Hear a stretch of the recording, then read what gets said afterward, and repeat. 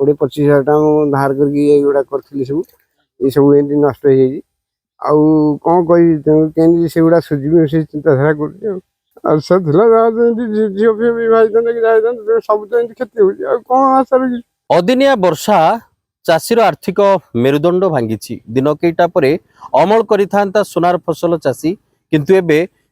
ए वर्षा जल एबे निष्कासन अभाव बिलरे रही आंठुए पानी भासुची पाचिला धान कांदुची चाषी अन्यपटे आम कह डेलांगर बरकरा गाँ भितर आम रहीचु निश्चित भाव में देखा कि चाषी मान अवस्था धान पाचिला धान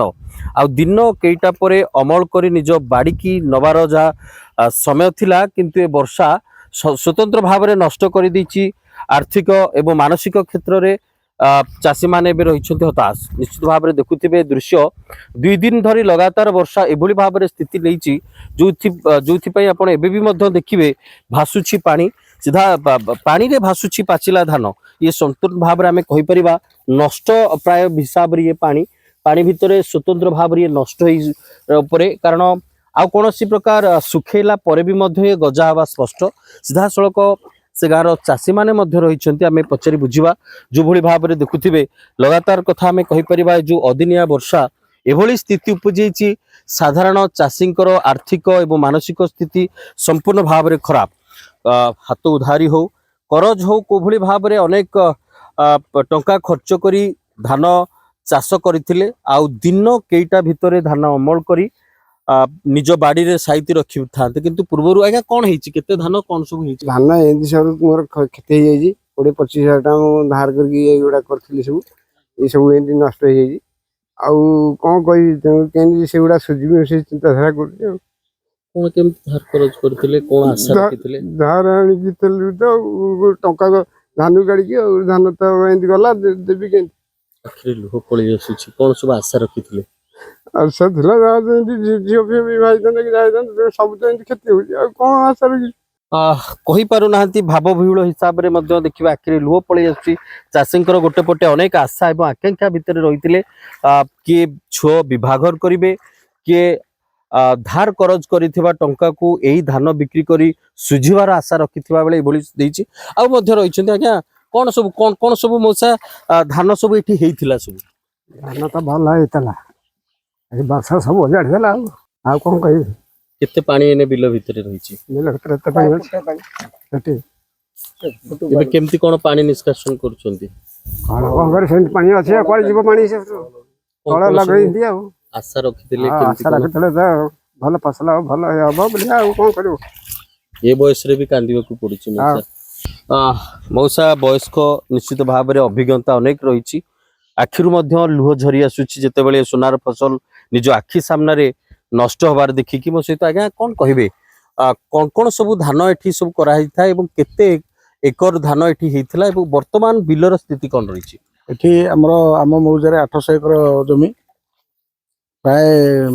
700 एकर खंडे धान होता ए वर्ष फसल भल होता लोक ठीक अमल समय अदिनिया वर्षा आसला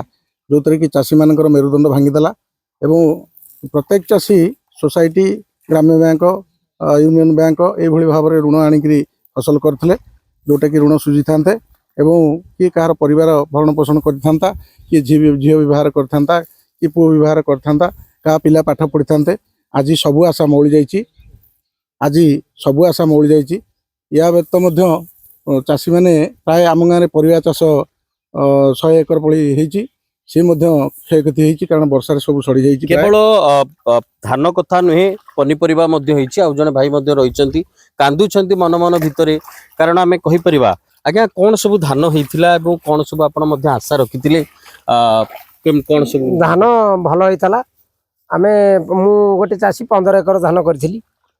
स्टेट बैंक रू भी 1 लाख टका खर्च करी धान कि सबू आज जलमग्न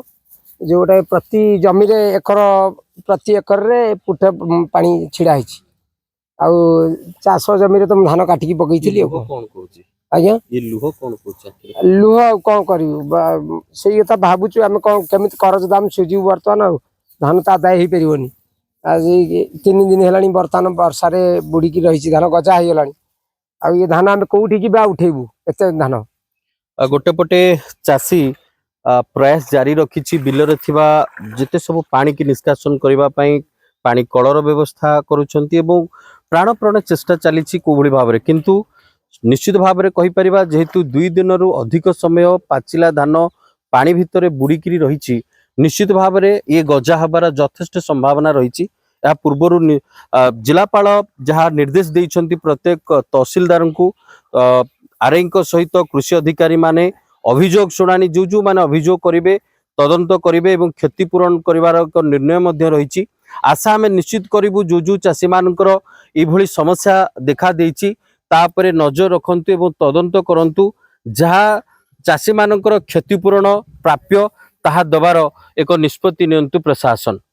पुरी जिला डेलांगरू और रिपोर्ट कनक न्यूज।